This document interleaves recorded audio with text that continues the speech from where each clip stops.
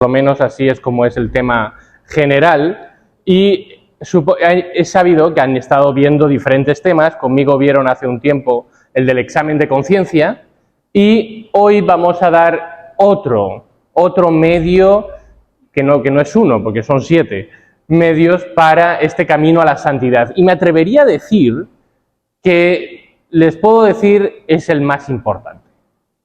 Es el más importante. Y no porque los demás no sean necesarios, y no porque los demás no sean buenos. No, todos lo son.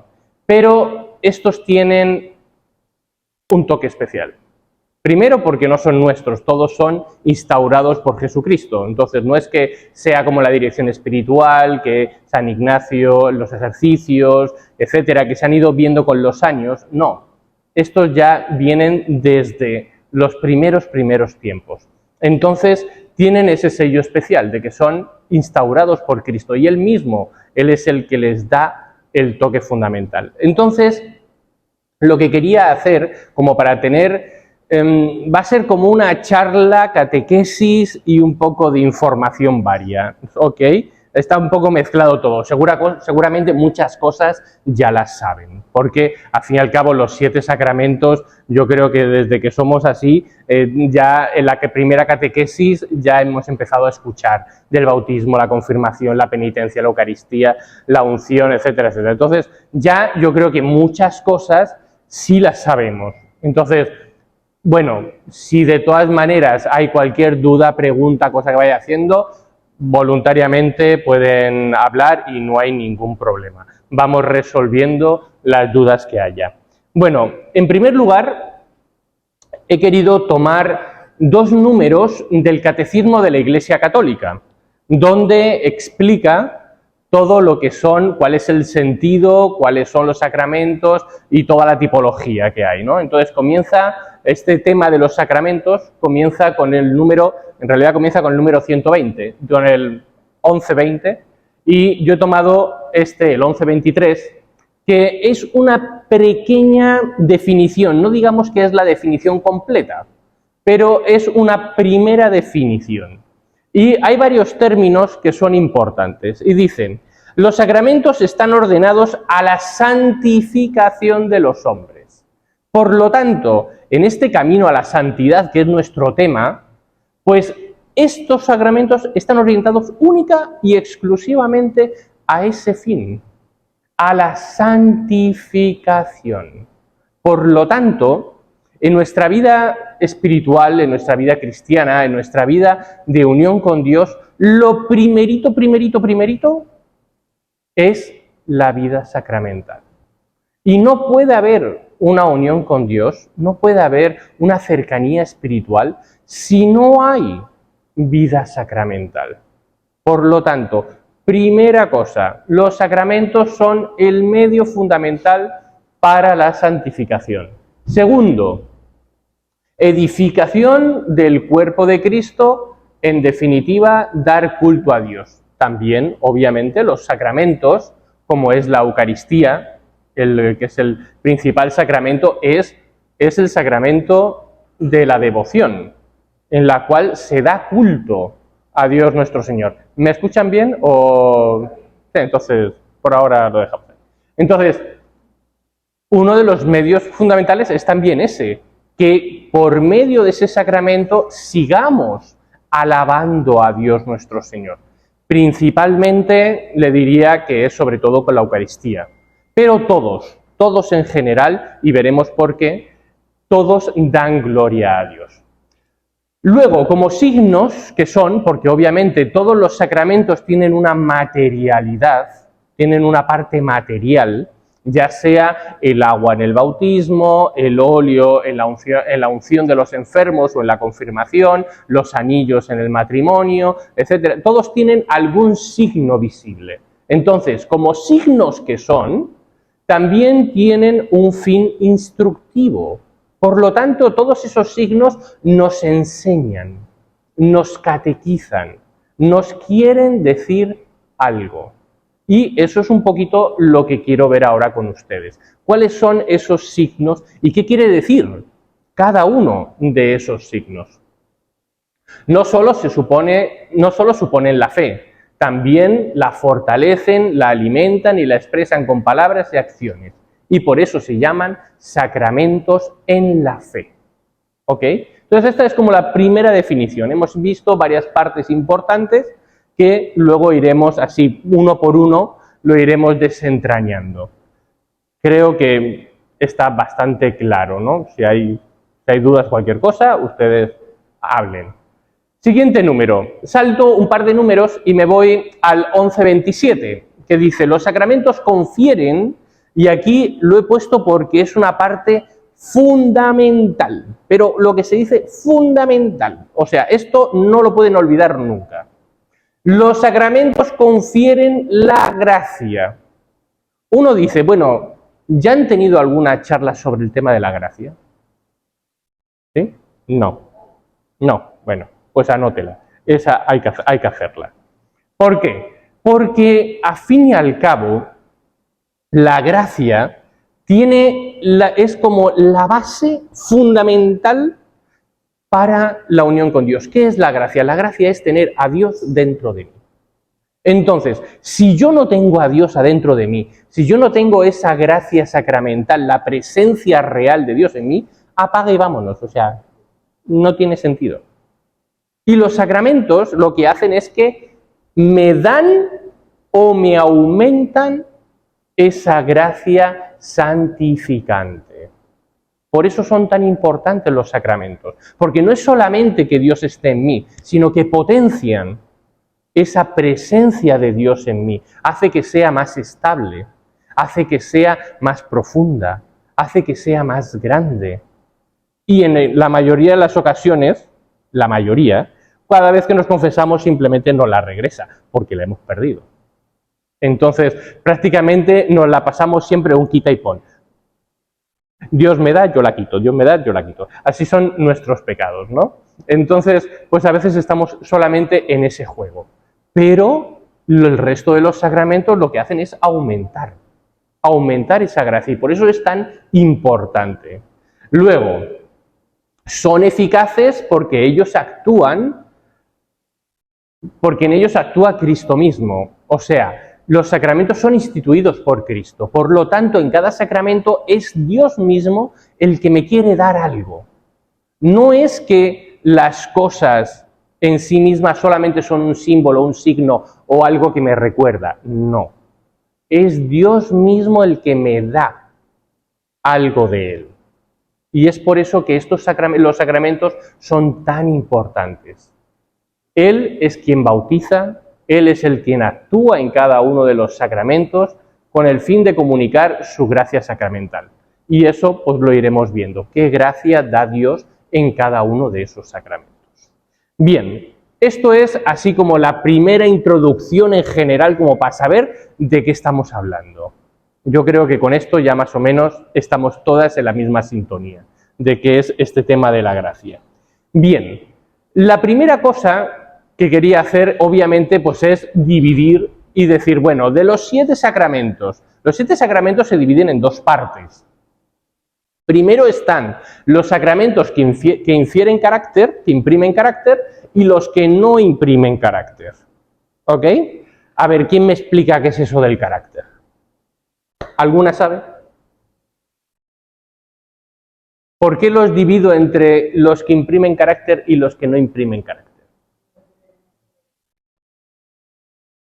Sí, se reciben una sola vez, ¿y qué más? Nos identifica también, pero nos identifica con algo especial. ¿Qué es lo que marca ese carácter? Ese carácter viene, llamémoslo así, impreso con algo.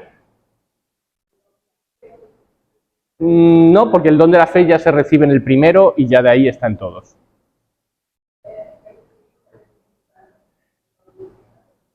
Sí, pero bueno, en realidad en todos está el Espíritu Santo también. No, pero en esos 3 hay una marca. Hay una marca fundamental. Eso es en el primero, solo en el bautismo. En los demás ya se presupone. Ese sello es imborrable, efectivamente, pero ¿cuál es ese sello? No. O sea, se lo voy a decir, me va a decir, ¡buah! Ya lo sabía. O sea ¿perdón? De iniciación es solamente el bautismo y la confirmación. Son los dos sacramentos de iniciación. Pero tienen algo. Y es que, o sea... No, recuerden, a ver, se lo voy a poner un poquito. Recuerden que en la parte anterior hemos hablado de signos. Signos. O sea, estamos hablando de cosas. Entonces, ¿qué es lo que marca qué signo marca ese carácter? Que aparece en la Biblia montonales de veces. Muy bien, exacto. Le doy un punto más, la verdad, muy bien. Entonces, efectivamente, el óleo santo es lo que imprime el carácter. ¿Por qué? En el bautismo, al ungir con el óleo, es la marca indeleble que no se puede borrar, y eso es lo que imprime ese carácter. En la confirmación se confirma ese mismo óleo que el obispo unge, y en la orden sacerdotal, en cada uno de los 3 órdenes, se vuelve a ungir con el mismo aceite. Bueno, es otro aceite distinto. En realidad hay 3 aceites, ahora se lo explicaré también. Hay 3 aceites distintos y cada uno está consagrado y está bendecido para una función específica. ¿Sí? Hasta ahí. La unción de los enfermos también, pero ese es otro aceite. No es un aceite que imprime carácter, pero se usa el aceite. Del Jueves Santo, el Jueves Santo en la mañana, en todas las catedrales se tiene lo que se llama la misa de óleos. Entonces, es una misa especial en la que hay un rito en la que se bendicen los santos óleos que se van a usar durante todo el año. Entonces, se ponen 3 vasijas grandes de aceite de oliva, que se mezclan con perfume y con incienso y se consagran. Y está el óleo de los catecúmenos, el óleo de los enfermos y el óleo del orden sacerdotal. Son los 3 óleos que se bendicen ese día y cada uno tiene un rito particular con una bendición específica. El de la iniciación es el que usa para los bautizos y para la confirmación. Luego está el óleo de los enfermos, que se usa solamente para la unción de los enfermos, y el óleo del orden, que solamente se usa para las ordenaciones diaconales, sacerdotales o arzobispales. ¿Sí? Y cada uno de esos tiene ya una bendición y un carácter particular. Entonces, ¿por qué se llaman así? Pues porque ese sello que es imborrable, que es el carácter, es uno de los sacramentos más, llamémoslo así, específicos y fuertes. Por eso los 2 primeros se llaman de iniciación. Tanto así, que lo veremos después, durante muchos años, pero siglos, y actualmente en toda la Iglesia ortodoxa se sigue haciendo igual, el bautismo y la confirmación se hacen juntos. Se hacen en el mismo rito del bautismo cuando el bebé es guagua, cuando es un infante todavía. Se hacen los 2 de golpe. Luego veremos que dependiendo de cuál es el rito, en algunos casos lo hace el obispo, en otro caso lo hace el sacerdote. Pero son los 2 de iniciación. Bien, luego tenemos los que no imprimen carácter porque se repiten muchas veces y porque pues, simplemente nos aumentan y nos ayudan a nuestra vida de gracia, como son la Eucaristía, la penitencia, la unción de los enfermos y el matrimonio. ¿Sí? Entonces, esa es como la primera división grande.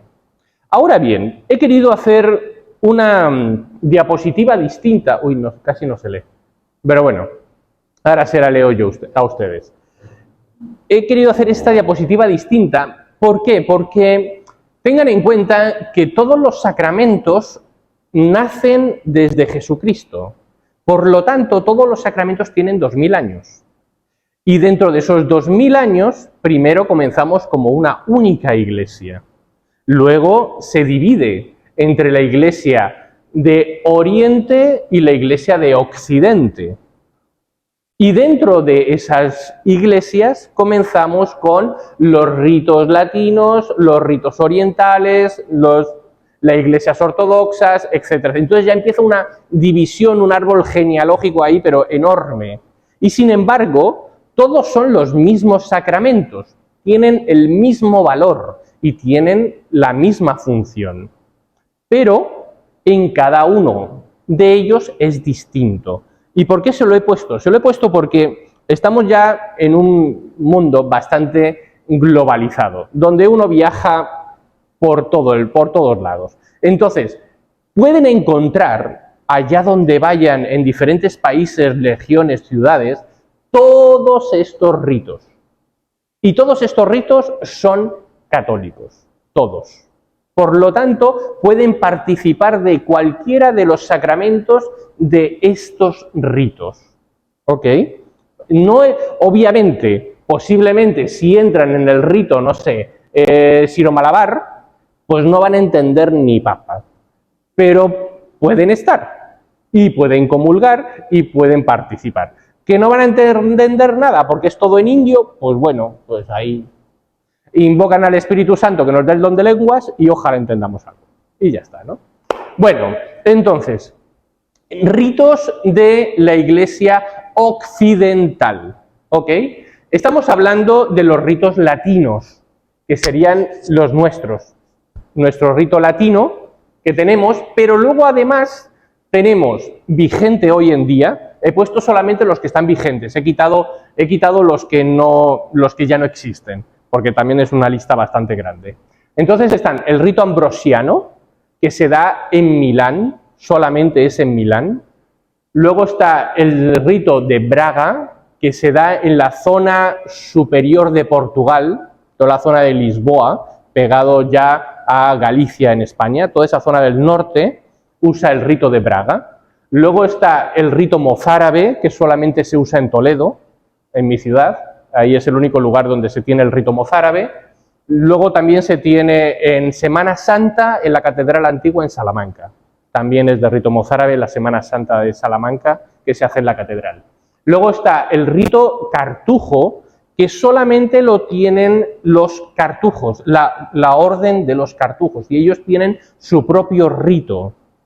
Obviamente nada más lo celebran dentro del convento, cuando la gente visita, etcétera, puede verlo, participar, etcétera, pero prácticamente es bastante reservado solamente para la orden. Luego están los ritos africanos, que son un titipuchal, o sea, porque África es bastante grande, entonces tienen muchos ritos muy particulares. Nosotros nos extrañamos porque bailan toda la misa, ¿no?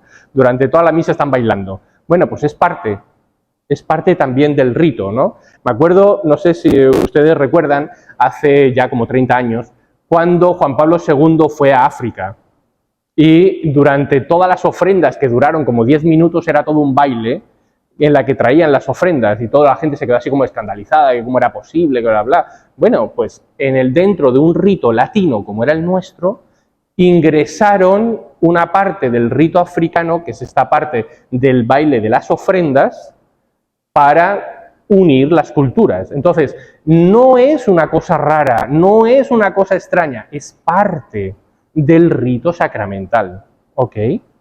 Luego está el rito celta, que se tiene en algunas partes de Irlanda y de Inglaterra, y luego tenemos el gálico, que es también otro rito que se tiene en Francia, ¿vale? Entonces, esos son como los ritos latinos. Luego tenemos también todos los ritos orientales de la Iglesia Latina Oriental, aunque estén en Europa, porque aquí hay también Rumanía, Albania, etcétera, es Europa, pero ellos pertenecen al rito oriental. Entonces, dentro de los ritos orientales tenemos el alejandrino, que se tiene en toda la zona de Egipto, de Alejandría, que dentro de Alejandría dividen en dos. Tienen el rito copto y el rito etíope. ¿Ok? Luego está el antioqueno, y dentro del antioqueno pues está el maronita y el siro-palancar. Luego está el armenio, el sirio, bizantino, griego, romano, albano, bulgarés, melquita, macedonio, etc. O sea, hay muchos ritos. ¿Ok? Se lo pongo simplemente como un poco de cultura general. O sea, es cierto que no vamos a participar en todos esos ritos, pero si vemos que hay cosas distintas, también son riqueza. No es algo que dice está mal, no, es riqueza. Yo, por ejemplo, les comento, hace unos años mi mamá estuvo trabajando en Bulgaria, estuvo como 5 años trabajando en Bulgaria y pues en varias ocasiones le invitaron a un bautizo y obviamente pues es la iglesia oriental, pero de un rito bizantino. Entonces mi mamá se quedó así como súper admirada porque era una cantidad de rituales. Dice, un bautizo que normalmente tardas 20 minutos, pues aquello eran 2 horas. Dicen que al niño lo sumergían 3 o 4 veces en la pila, incienso, el óleo, la vestimenta, lo vestían y lo desvestían. O sea, eran un montón de signos distintos, pero es el mismo bautismo. Entonces, bueno, ¿qué quiere decir eso? Que hay mucha riqueza en cada uno de estos ritos. También me acuerdo que en el año 2000 el Papa Juan Pablo II hizo algo muy bonito, y es que durante todo el año jubilar del año 2000 invitó a todos los ritos a celebrar en el Vaticano. Entonces, prácticamente cada semana, cada 2 semanas, había una ceremonia en un rito distinto. Y la verdad era impresionante. O sea, porque obviamente algunos no se entendían nada, porque unos eran en griego, otros eran en búlgaro, otros eran en chino, o sea, realmente en todos los idiomas, pero todos celebrados en San Pedro, con la riqueza de lo que es la Iglesia. Y la verdad se me hizo un signo excelente. ¿Por qué? Porque lo que hacía Juan Pablo II era hacer ver a toda la Iglesia universal lo grande y lo valioso que tenemos, que son particularmente nuestros sacramentos. Él se centró en el sacramento de la Eucaristía y lo que hizo fue celebrar una misa, una celebración de la Eucaristía en todos los ritos, para que la gente viera, conociera, participara y se enriqueciera de lo hermoso y las cosas bellas que tienen todas las iglesias, de un rito, de otro rito, de un idioma, de otro idioma. Entonces, la verdad es muy bonito y tenemos que aprender y agradecerlo, todos los signos que hay. Luego, obviamente, es una pena que a veces perdemos muchos signos, muchos pequeños signos que parece que eso, que si se hacen o no se hacen da igual, pero no da igual. Cada signo tiene su toque específico. Bien, y paso al siguiente porque esto era simplemente algo cultural. El siguiente es un resumen de lo que hemos visto, ¿sí? Y esto es también tomado del Catecismo de la Iglesia Católica, del número 1131, y dice, entonces, los sacramentos, ¿qué son? Primero, son signos eficaces de la gracia. Signos, recuerden, son signos, tiene que haber algo tangible. Por lo tanto, si yo no muevo la mano cuando les digo yo te perdono de tus pecados, si no, pues no hay signo, o sea, no hay sacramento, tiene que haber un signo. Y es por eso el sacerdote levanta la mano y hace la bendición, porque tiene que haber un signo. Si no hay agua para el bautizo, pues algo queda cojo, no funciona, tiene que haber agua. Entonces, hay signos. Y ese signo es fundamental para que llegue esa gracia divina. ¿Ok? Entonces son signos eficaces de la gracia, instituidos por Cristo, confiados a la Iglesia, y los cuales nos es dispensada la vida divina. O sea, que por estos sacramentos ganamos el cielo. Así de simple. Y tanto es así que hay uno específicamente para el final de la vida, para ganar el cielo, que es la unción de los enfermos. Antiguamente llamado extrema unción, hoy modificado a unción de los enfermos. Está hecho específicamente para eso, para poder ganar esa vida divina, aunque sea en el último momento. Entonces, eso es el signo importante. Luego, los ritos visibles bajo los cuales los sacramentos son celebrados realizan las gracias propias de cada sacramento. Por lo tanto, recuerdo, cada sacramento tiene una gracia específica, que la vamos a ver ahora, uno por uno. ¿Qué gracia específica me dan? Y luego dan fruto a quienes los reciben con las disposiciones requeridas. Esto de las disposiciones requeridas también es muy importante. Por lo tanto, no es que cualquier sacramento puedo recibir cualquier sacramento, no es que en cualquier momento, no es que de cualquier manera. Hay que tener una disposición interna o externa para poder recibir el sacramento. ¿Ok? Entonces, ¿se entiende? No tengo que poner ejemplos, ¿no? Vale, entonces ya. Paso al siguiente. 11:32. La Iglesia celebra los sacramentos como comunidad sacerdotal. ¿Por qué pongo esto? Y lo puse específicamente por esta palabrita. Comunidad sacerdotal. ¿Quién intuye por qué el catecismo dice eso? Tin, tin. ¿No? ¿No llegamos a eso? Bueno, pues es una razón muy sencilla. ¿Se acuerdan lo que hemos dicho del aceite? De que es un signo que imprime carácter. Pues bueno, este signo que imprime carácter, que era el óleo santo, ¿a quién se ungía en la Biblia? ¿A quiénes se ungía? Recuerden todas esas lecturas que hemos escuchado en la misa. ¿A quién se ungía con aceite? ¿A los reyes? ¿A los sacerdotes y a quién más? ¿A los? Y a los profetas, alguien lo dijo por ahí. Entonces, el sacerdocio de Cristo nos hace sacerdotes, profetas y reyes. Por lo tanto, todo aquel que ha recibido el bautismo, como comunidad eclesial, es sacerdote, profeta y rey. Entonces, esto de comunidad sacerdotal no es que solamente somos los curas, no, es toda la Iglesia. Y por lo tanto, todas ustedes, todos los fieles, están dentro de esta comunidad sacerdotal. No tienen el sacramento del orden, pero sí tienen el carácter. Por ese bautismo, sí tienen el carácter. Y por eso todos los sacramentos se hacen en comunidad. No es que se bautiza un niño solo, al menos que sea un caso así de muerte en el hospital o algo por ahí. Bueno, no, lo general, todos los sacramentos son en público. ¿Por qué? Porque tiene que estar presente toda la asamblea y la comunidad, porque son signos visibles. ¿Ok? Entonces, esto es sumamente importante.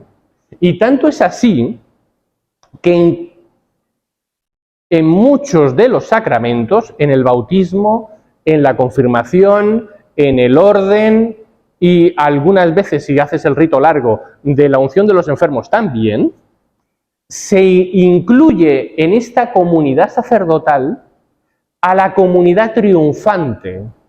¿Quién es la comunidad triunfante?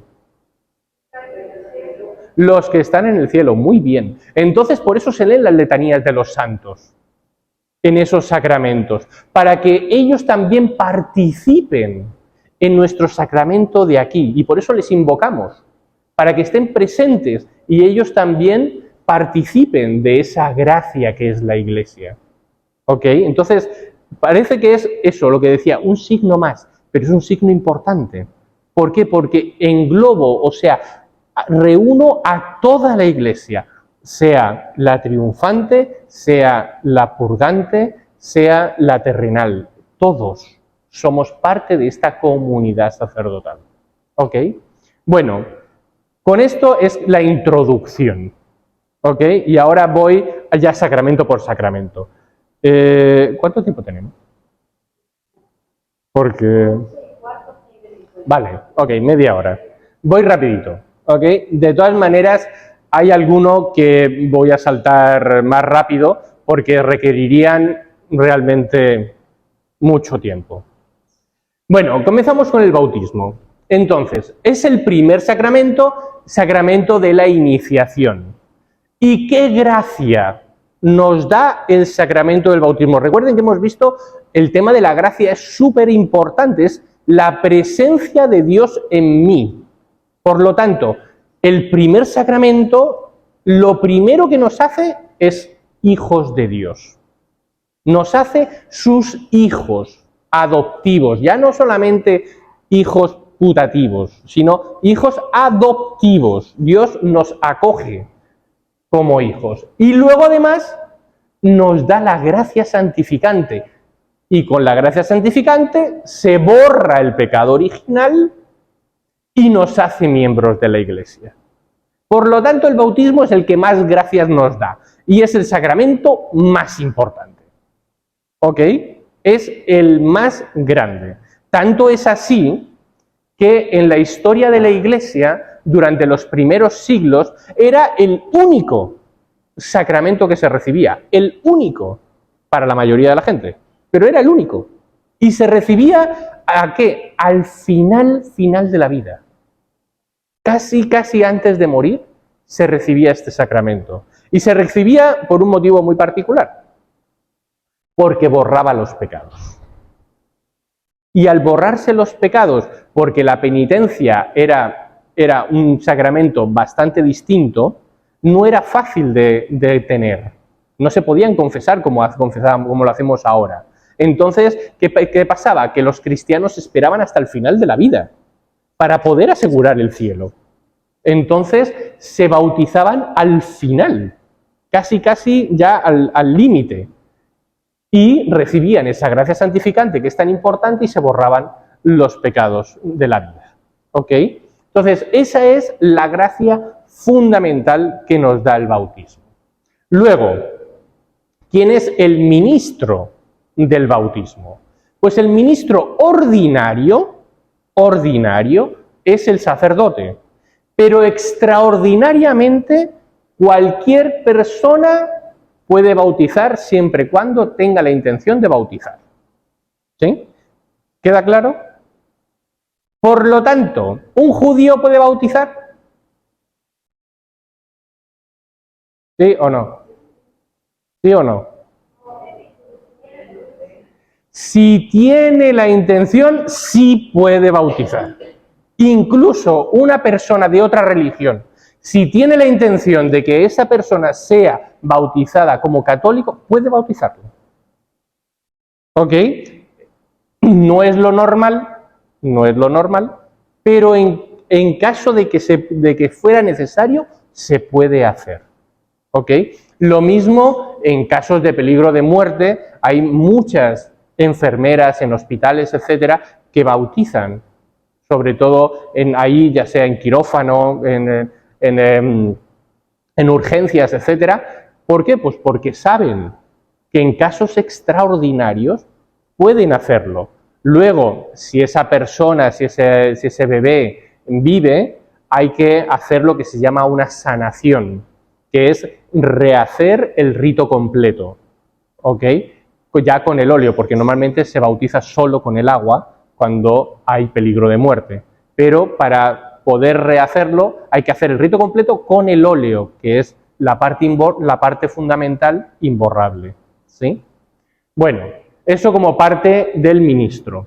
Luego, la fórmula. La fórmula, verán que en todos he puesto fórmula. ¿Por qué? Porque la fórmula es clave, es el signo.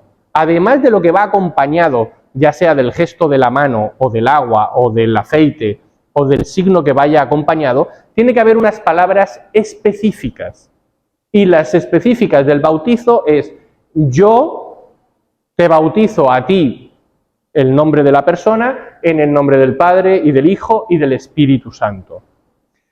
Fíjense que hace unos años, estoy hablando hace como de 50 años, hubo un problema porque en algunos idiomas quitaron la I.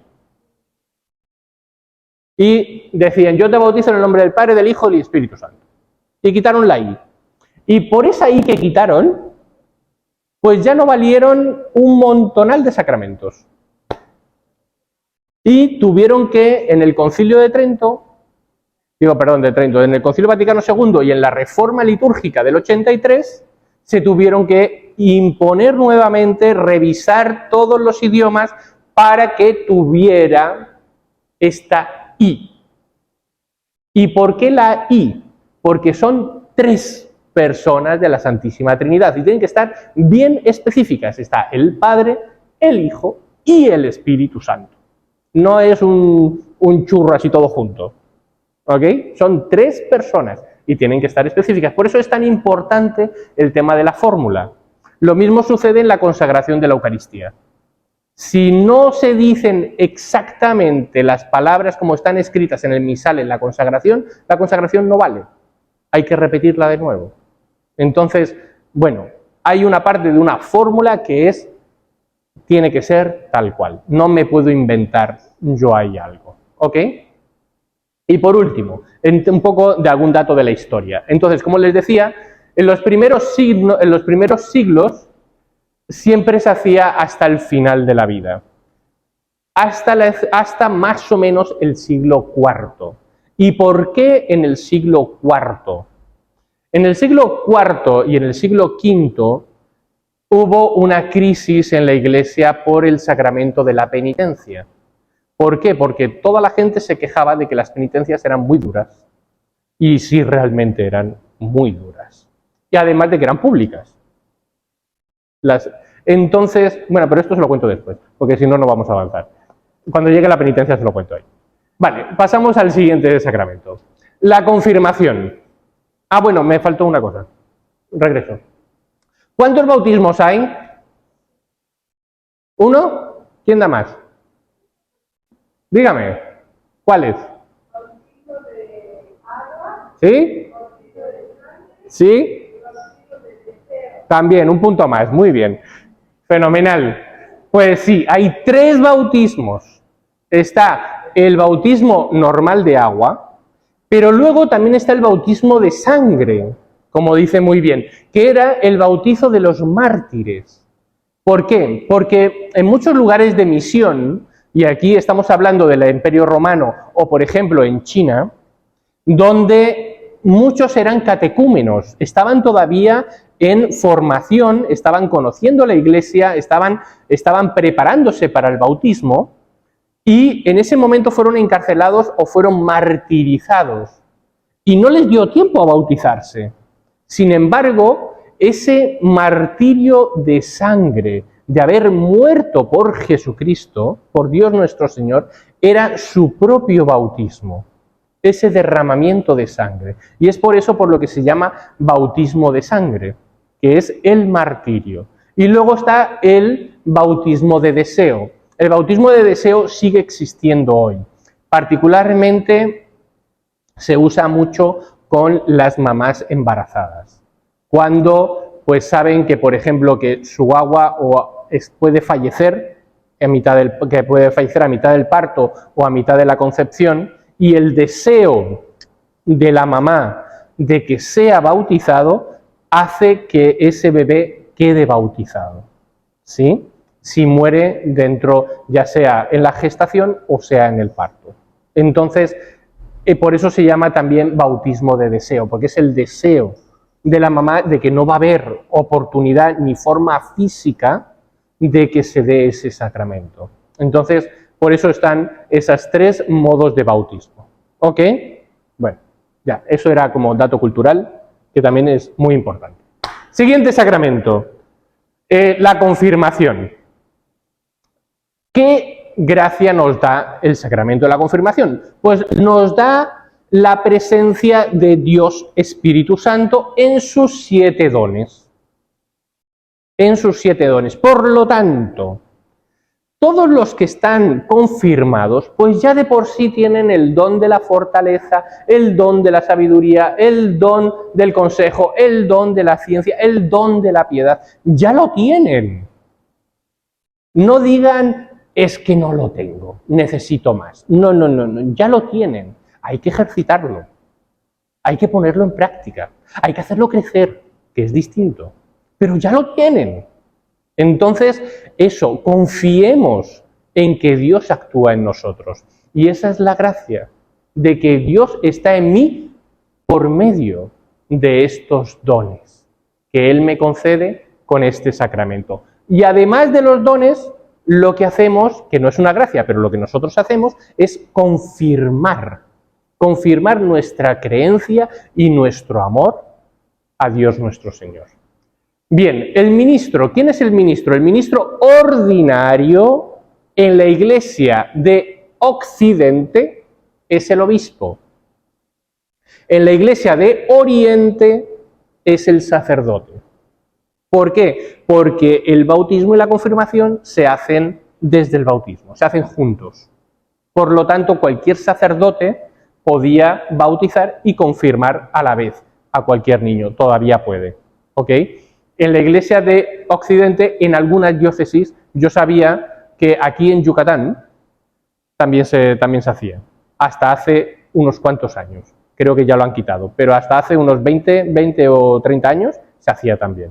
Pero bueno, estas son cosas que van cambiando y se van evolucionando dependiendo de la posibilidad de catequesis, posibilidad del obispo tenga la disposición de poder hacerlo, etcétera, etcétera. Hay muchos factores que hacen que eso pueda variar.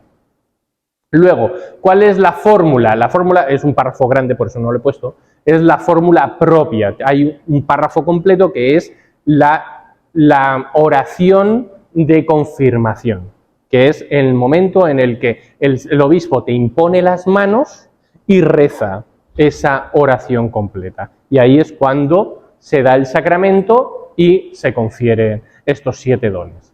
Luego, un poco el tema de la historia, pues se lo he dicho ya. El tema de la historia es que sea en la Iglesia de Oriente, sea en la Iglesia de Occidente, estaba muy unido al bautismo. Por lo tanto, durante mucho tiempo, el sacramento de la confirmación pues no tenía una gran relevancia. ¿Por qué? Porque como estaba unido al sacramento principal, que es el bautismo, pues en realidad era como la recepción casi plena de Dios nuestro Señor, porque ya tenías a Dios Padre por ser hijos de Él, y además teníamos los dones del Espíritu Santo. Solamente nos quedaba más adelante recibir en la Eucaristía a Dios Hijo, a Jesucristo. ¿Ok? Entonces, pues durante muchos siglos, pues simplemente se vio eso como un apéndice y eran los sacramentos de la iniciación. Luego, en el momento en el que crece un poco más, voy a llamarlo paganismo, pero en el momento en el que crece más el pensar, el discutir, el seguir poniendo la fe en duda y decir, bueno, sí, no, ¿cuándo? Es cuando se vio la necesidad de separar. ¿Para qué? Para darle una mayor importancia a confirmar mi fe, a decir, esto es lo que yo quiero, esto es lo que yo creo, esto es lo que yo deseo para mi vida. Y es por eso por lo que en los últimos siglos se separa para darle una mayor relevancia. Que no sea solamente un sacramento, llamémoslo así, impuesto, porque lo pidieron mis padres en el bautismo, sino que este es un sacramento que yo personalmente pido y deseo tenerlo, como una elección personal. Entonces, por eso tiene su relevancia en los últimos siglos. ¿Ok? Bien, paso al siguiente. Orden. El orden sacerdotal. El orden sacerdotal, pues obviamente la gracia que infiere es que te hace ser otro Cristo. Eres ministro, eres la presencia de Dios en la tierra. ¿Ok? Entonces, pues esa es una gracia muy particular, que es la que Dios da a los sacerdotes o a los ministros ordenados. ¿Sí? Luego, el ministro que infiere el orden sacerdotal es siempre el obispo. Y para los obispos, el que infiere el ministerio es siempre el Papa. ¿Ok? Aquí, por ejemplo, tuvimos una ordenación episcopal hace unas semanas, ¿sí? De don Mario, el nuevo obispo auxiliar.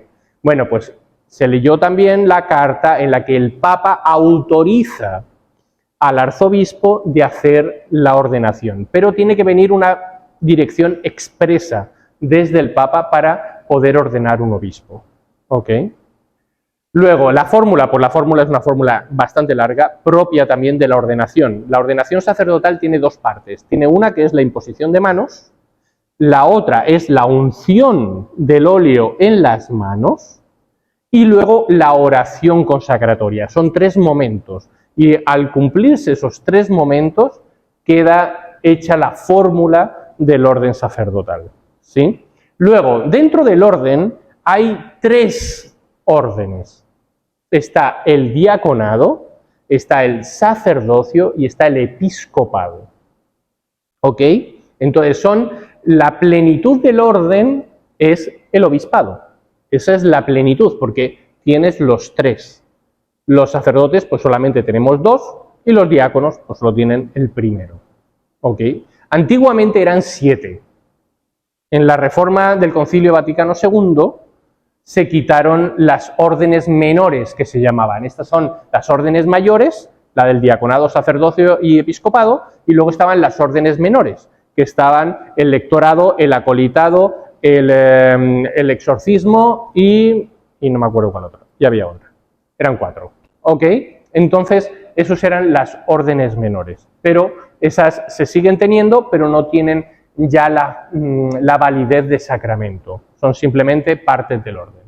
Ok, y luego pues la tradición de la Iglesia pues es, dependiendo el rito, tiene también su forma de hacerlo, porque en Oriente se hace de una manera, aquí se hace de otra. Lo mismo también tiene las cosas que tiene que cumplir. Los sacerdotes de Oriente se pueden casar, los de Occidente no. Entonces, hay diferentes fórmulas y diferentes cosas que hay que cumplir, sea en un rito, sea en el otro rito. ¿Vale? Voy más rápido porque quedan 10 minutos. En la Eucaristía, bueno, en la Eucaristía nada más lo nombro porque necesitaríamos un día solo para esto, ¿sí? Pero bueno, el sacramento que nos da, pues es primero, la gracia que nos da es la gracia sacramental, es decir, nos da a Dios mismo en la Eucaristía. Es Dios mismo el que viene a mí. Entonces, la gracia particular es que Dios está en mí. ¿Y qué pasa si no comulgo? Me llega la gracia sacramental también, de haber participado. Es un don de Dios de haber participado, pero no es una gracia plena. Por lo tanto, no es que Dios habita en mí si yo no comulgo. No, Dios me da la capacidad de estar con Él, pero no queda en mí, porque mi alma no está preparada. Entonces, por lo tanto, ir a misa y no comulgar, pues es quedarte ni a la mitad. ¿Ok? Entonces, por eso es tan importante la confesión para poder participar en plenitud del sacramento de la Eucaristía, que es recibir a Dios mismo. ¿Ok? Luego, el ministro, pues bueno, el ministro ordinario es el sacerdote. Y luego, obviamente, el obispo, ¿no? El diácono, pues no puede celebrar la Eucaristía. La fórmula, pues es la Santa Misa, dependiendo el rito que se quiere que se vaya a celebrar, ya sea en el idioma o el rito que corresponda. Luego, la historia, pues bueno, la Eucaristía ha evolucionado muchísimo desde los primeros siglos. Desde los primeros siglos era solamente la fórmula de consagración y partición del pan, hasta lo que es hoy, que son los ritos iniciales, rito penitencial, etcétera, etcétera, que es toda una fórmula grande. Hay dentro de la misma misa, hay incluso ritos mezclados entre el rito griego, el rito latino y otros ritos. O sea, están también dentro de nuestra misma misa, aunque no sepamos cuáles son, pero están. O sea, actualmente el Señor ten piedad, que decimos, eso es de la Iglesia Oriental. Tanto es así que es la única parte griega que tiene nuestra misa de hoy. El Kyrie eleison, el Señor ten piedad. Entonces, bueno, Hay muchas partes muy interesantes, pero esto sería enorme. Entonces, ese lo dejo solamente ahí. La penitencia. La penitencia tenemos que, esto sí es fundamental. A ver, ¿qué es, quién me dice una definición o qué es para ustedes la confesión o penitencia? Creo que ya lo hemos dicho, lo había dicho en alguna otra ocasión.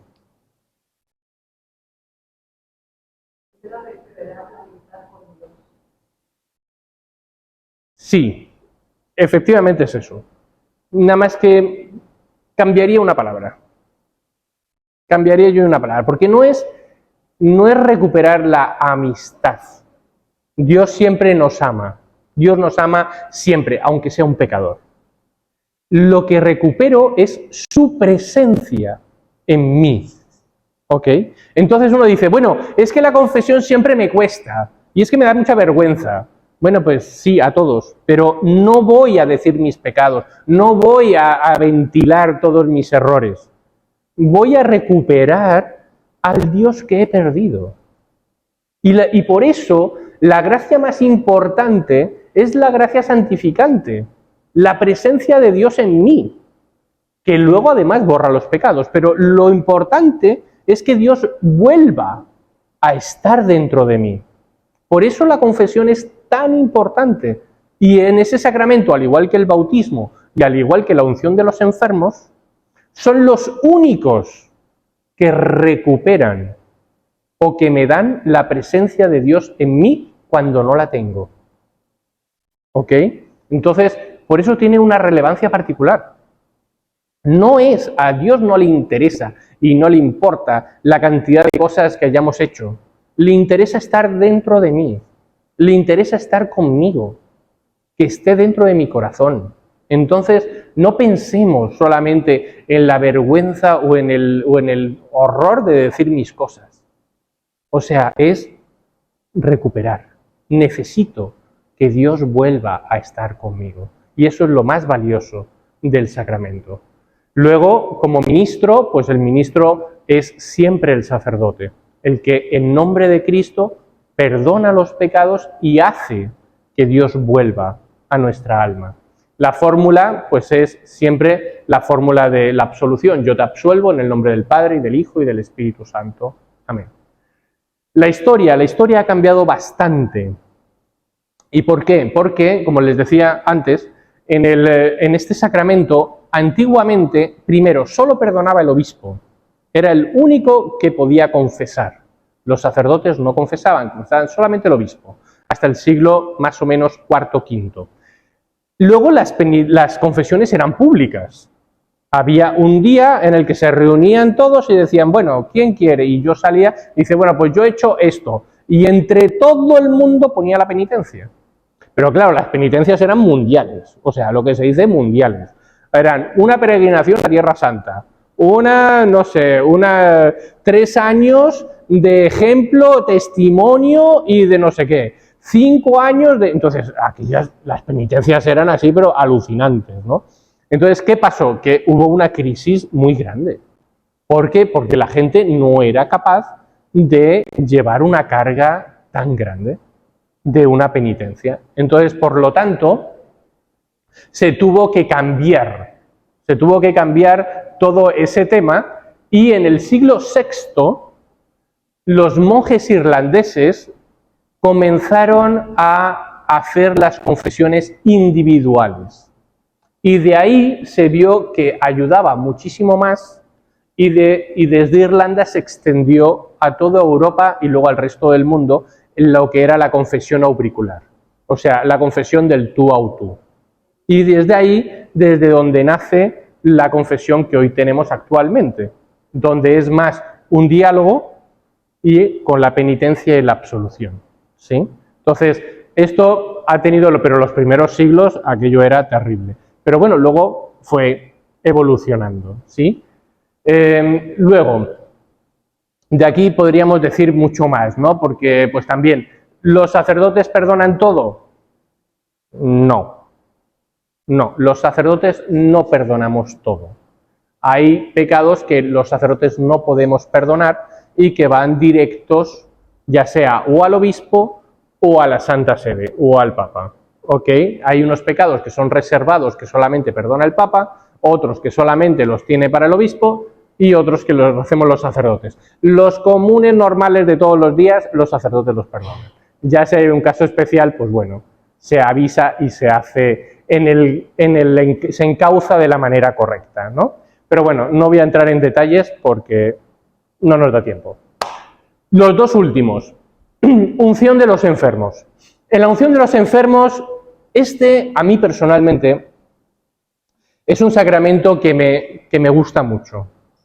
Y me gusta, ¿por qué? Porque en realidad lo que buscamos, y es la gracia que nos da, no solamente es la salud del cuerpo, sino también es la salud del alma y la fortaleza y consuelo del alma ante la dificultad. Y por eso este sacramento solamente lo pueden recibir las personas en peligro de muerte, ante enfermedad o personas ancianas. Son las tres únicas casos en los que se puede recibir. Uno dice, bueno, ¿puedo dar la unción de los enfermos a un niño? Pues al menos que esté en un caso muy grave, no puede. O una persona de mi edad, ¿puede? No puede. Al menos que esté ante una operación grave o ante un peligro de muerte, no puede recibirlo. Entonces, ahí también eso, tiene unos requisitos muy específicos. Pero es sobre todo el consuelo que da y la fortaleza al alma de recibir la presencia de Dios. ¿Y por qué les decía que también perdona los pecados? Porque junto a la unción de los enfermos, cuando la persona es consciente, va unida a la confesión. Pero cuando la persona no es consciente, porque ya no puede hablar, o porque no puede expresarse, o porque está inconsciente propiamente, o porque está dormida, o lo que sea, la unción de los enfermos vale como confesión. Y si esa persona fallece y no ha tenido la oportunidad de confesarse por sí misma, por lo que sea, esa persona ya tiene todos sus pecados perdonados. Por lo tanto, también tiene un valor enorme la unción de los enfermos, ¿vale? Luego, el ministro ordinario de la unción de los enfermos es el sacerdote. La fórmula propia son dos frases en las cuales se ungen la frente y las manos de la persona. En la primera frase se unge la frente y en la segunda frase se ungen la palma de las manos de la persona enferma, ¿sí? Y luego, obviamente, dentro de la historia está unida al viático y al último sacramento. Todo ha evolucionado mucho, sobre todo, ¿para qué? Para que sea eso, un viático, sea una ayuda para ese paso hacia la eternidad, hacia estar con Dios. Y es por eso por lo que en toda la Iglesia siempre ha tenido un gran valor. ¿Por qué? Pues porque todos queremos llegar al cielo. Y sobre todo en los últimos momentos, en los momentos más difíciles de enfermedad, de soledad, de madurez, pues necesitamos ese auxilio especial para poder llegar a la presencia de Dios nuestro Señor. Entonces, pues tiene, a mi forma de ver, un gran valor, el de la unción. Y último sacramento, y con eso les robo 2 minutos, el sacramento del matrimonio. Entonces, el sacramento del matrimonio, ¿qué gracia particular nos da Dios? Pues primero, ayuda mutuamente a que se santifiquen con la vida matrimonial los cónyuges en la acogida y educación de los hijos. Entonces, ¿por qué aquí los ministros y los que reciben la gracia son los mismos? O sea, el ministro son los cónyuges, son los dos esposos. Ellos son los que hacen el sacramento. El sacerdote solo es testigo. El diácono solo es testigo. El obispo solo es testigo. No es el ministro. Es el testigo. Y los que realmente hacen el sacramento son las dos cónyuges. Entonces uno dice, bueno, ¿y de dónde aquí viene todo el tema de las dispensas? ¿Han escuchado? Me tengo que divorciar por la iglesia. No, no existe el divorcio por la iglesia. Existe la dispensa. ¿Y qué es una dispensa? Decir que nunca hubo sacramento. Eso es la dispensa. ¿Por qué? Porque por X causa el ministro no era autorizado o no estaba bien. Y es por eso por lo que se dan esa separación dentro de la iglesia, porque no cumplían los requisitos. Entonces, es ahí donde se hace la diferencia legal entre lo que llamaríamos un divorcio civil y una separación por la iglesia, porque lo único que haces es confirmar que no hubo sacramento porque no había las condiciones, porque realmente el que hacía el sacramento no es el sacerdote, es el cónyuge, el hombre o la mujer. Y yo, o sea, no puedo responder por ellos dos. Ellos son los que saben sus intenciones, los que saben cómo están, y el que sabe si ha mentido o no ha mentido, si está diciendo la verdad o no. Entonces, lo único que se hace, eso es verificar que esto sea así. ¿Ok? Como distinción grande que creo que puede ayudar. Luego, la fórmula, el momento del sacramento es el consentimiento. Cuando tú dices, yo te acepto a ti, ¿eh? Entonces, esa fórmula del consentimiento, que hay 4 fórmulas, cada matrimonio pues elige la que más le guste, pero ese es el momento central en el que se da el sacramento. ¿Ok? Y luego, aquí hay una diferencia con respecto a los otros sacramentos, y es que el matrimonio ya existía antes de Jesucristo. Por eso en la Iglesia se hace una diferencia entre el matrimonio natural y el matrimonio sacramental. El matrimonio natural es la unión de 2 esposos, ese es el matrimonio natural, que es lo normal. Pero el matrimonio sacramental es la bendición y la gracia que Dios da a esos mismos esposos para su vida en común y la educación de los hijos. Entonces, la diferencia del sacramento está en esa ayuda especial de Dios en ese sacramento, en ese matrimonio. ¿Sí? Bien. Esto es así como a grandes rasgos, hemos ido bastante rápido volando por este tema de los sacramentos, pero es un tema importante, es un tema bonito. Habría muchísimo, o sea, vean, hemos dado 4 pinceladas así, pero nada, un espejismo de cada sacramento. Pero creo que nos puede ayudar mucho, sobre todo para nuestra vida personal, para seguir viendo que si queremos crecer, si queremos tener esa presencia de Dios en nuestra vida, los sacramentos es fundamental, porque es Dios mismo el que está en cada uno de ellos y el que va a venir a mí en cada uno de ellos. Bien, pues nos ponemos de pie y rezamos, a menos que haya dudas, preguntas, lloros, quejas. ¿Todo bien? Bueno, pues entonces rezamos. Te damos gracias, Señor, por todos tus beneficios, a ti que vives y reinas por los siglos de los siglos. Cristo, Rey nuestro, Virgen prudentísima María, Madre de la Iglesia, ruega por nosotros, en nombre del Padre, del Hijo y del Espíritu Santo. Amén. Que tengan muy buen día.